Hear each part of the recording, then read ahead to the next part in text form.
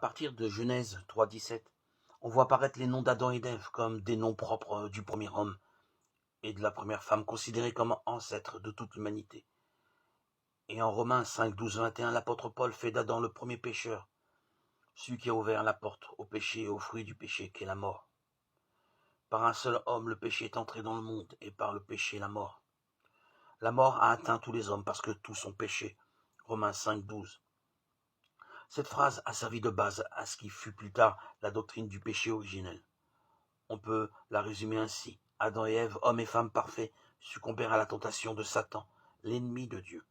Eux qui devaient être immortels ne furent plus alors que de pauvres mortels soumis à la peine, aux séductions du mal. Genèse 3, 16, 19.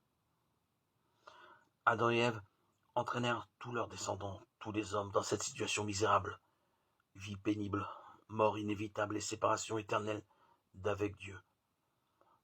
Seul Jésus-Christ tirera l'humanité de cette déchéance, rétablira la communication avec Dieu, effacera par le baptême l'antique malédiction et ouvrira les portes du paradis.